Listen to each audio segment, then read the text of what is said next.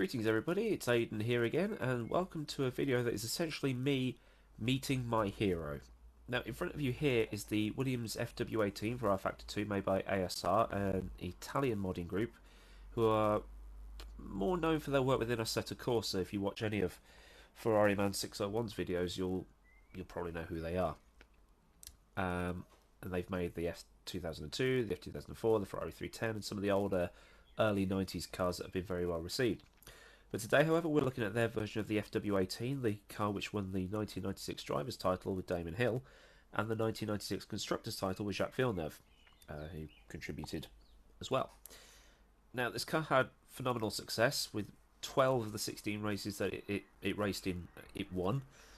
Jacques won 4, Damon won 8, Michael Schumacher won 3, and the final race being won by Olivier Panis, who drove sublimely, I don't know, but he did pretty well in that chaotic Monaco Grand Prix and won the race for Ligier. 175 points scored over the course of the season, which was the old point system of the top 6 cars only scoring points. And they had the season wrapped up in Hungary, which back then was 4 races from the end. And what was so good about this car wasn't the fact it was so good aerodynamically, or so good on its suspension, or so good on its tyres. It's the engine and how reliable it was. And aside from Damon's engine blowing up at Monaco in the tunnel, and Gerhard Berger's Renault engine exploding in absolutely flamboyant fashion at Hockenheim, this car didn't have any breakdowns at all from Renault and from the Williams components that are on board.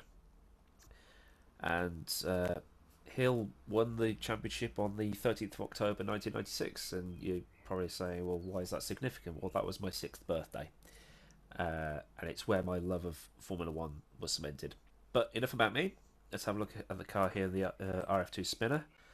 And what's really cool about this mod is that you can take the engine cover off. So we've got the Renault RS8 3-litre naturally aspirated V10 engine, 750 horsepower, give or take. Very loud. I can't remember what they revved to. I think it was about 15,000 RPM. So nowhere near as beastly as the Renault engine that won Fernando Alonso his world title in 2005, but still a very, very good engine. Now, if we put the engine cover back on, we can see now the textures on this thing. I mean, I'm zoomed right in. No blur, so sharp. I mean, this ELF logo, there's no blur on it at all. You've got all the detail, all the washers and the screws and everything else going on. You can see on the side of the cockpit.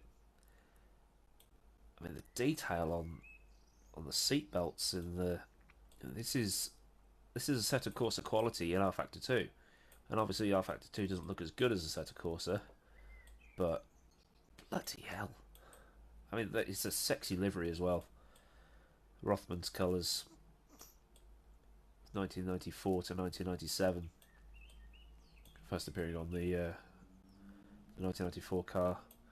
But I mean, I am a huge 1996 buff, and I can say that this car is accurate. I mean, these deflectors here with the number 5 on them, previously they were down by the rear wheels, but the regulations for 95 said you can't put them there anymore. You've got to find other ways of shining the air onto the rear wing, and that's what Adrian Newey did.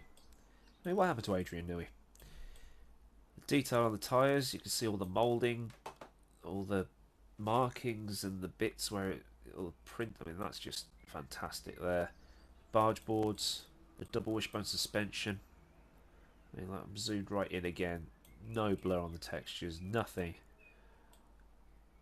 And this is a beta. this hasn't even been released yet.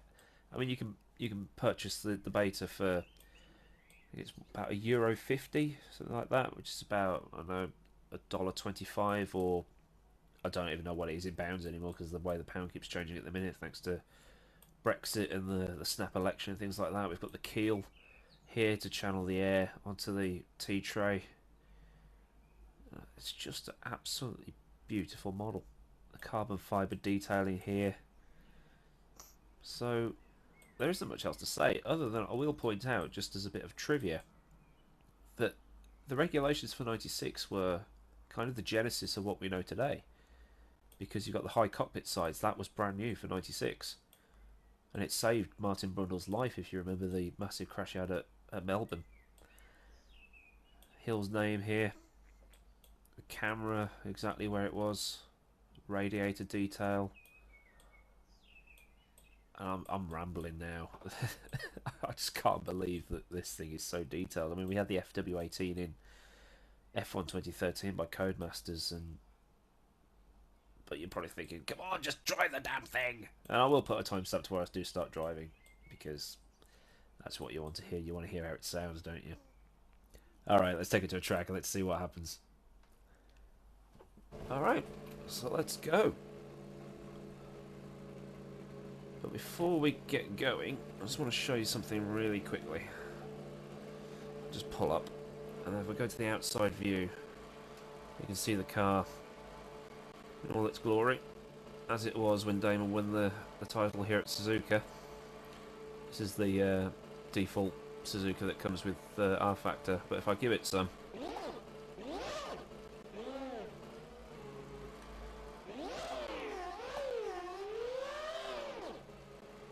there we go. And Damon's glare, look at that. Anyway,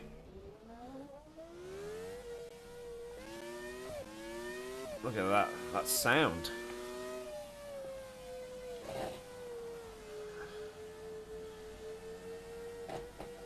Oops. And I will point out that I've had to change the setup slightly, because the car is a bit oversteery straight out the box. It really does want to overtake you. I think we've actually got a clip of that. We'll insert the clip.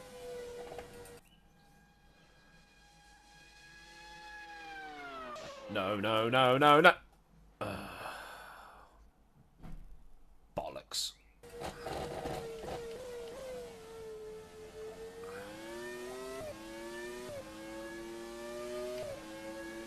Coming up to the...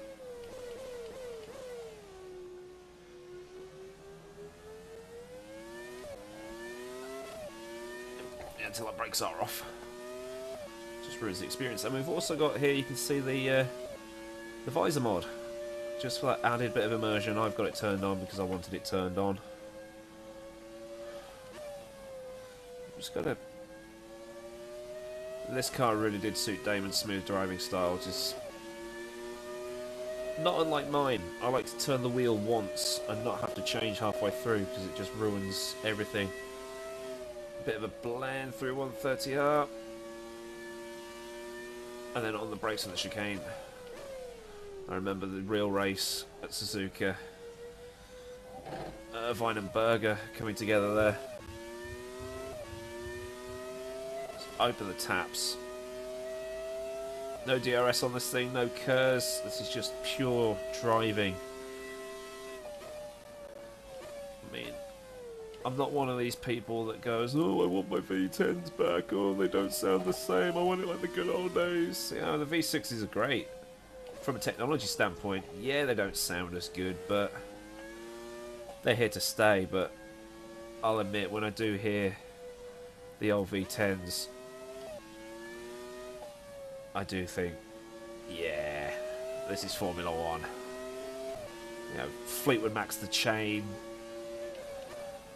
I'm just rambling now. This is now less a review and more me just. This is my childhood, man. I want those days back. Mum's got the Sunday roast on. We're watching the Formula One. Me and my dad watching this very car. I think I've only put 10 laps of fuel in this as well.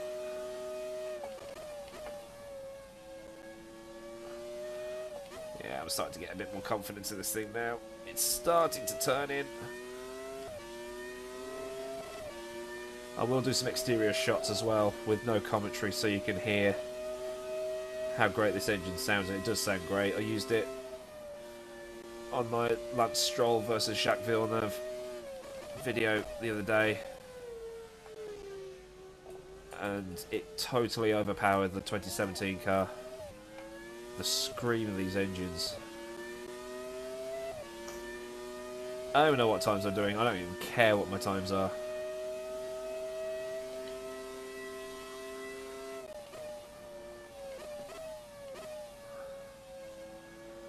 I don't even care I'm in the right gear. I'm just driving the car that... This is a beta.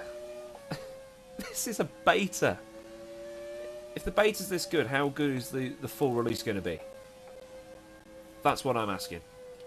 ASR have probably made the best mod for Rfactor 2. That's above Rfactor V8 supercars. That's above RFT 2013. The URD stuff. But as a single car, yeah, I think they've done it. This is not just me being biased because it's Damon's car. Damon was my hero growing up. Never was a Schumacher fan. Sorry. And I was too young to remember Senna. The first race I ever watched was Imola 94. I remember bits and pieces, but I don't remember all of it. But I remember 96. 130R flat? No. No, still need to do a couple of setup tweaks. And I've locked up. Alright, let's put some new boots on because they're going to be absolutely ruined. It would help if I stayed on the track, wouldn't it?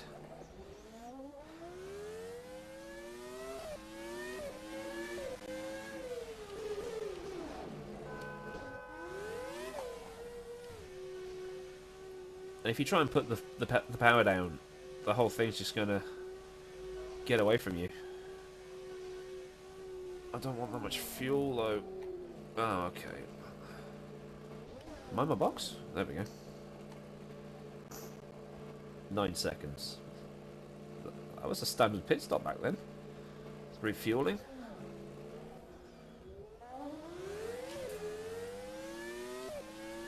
Let's do another time lap and then call it. Because I need to do the external shots for you all.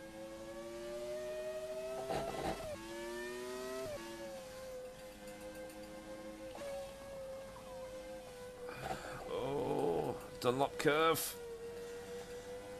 Saying that now, it just invokes memories of the wrong kind now, doesn't it?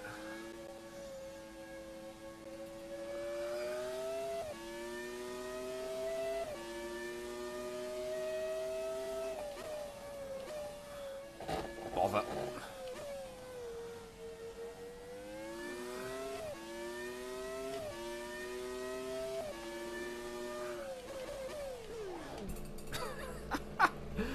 Ah, dear. Right, I'm gonna have to leave it there then. We'll go back to the pits and I'll do the external shots. So if you enjoyed the video, please like it. If you haven't subscribed, please do. And I'll see you again for the next one. So till then, goodbye.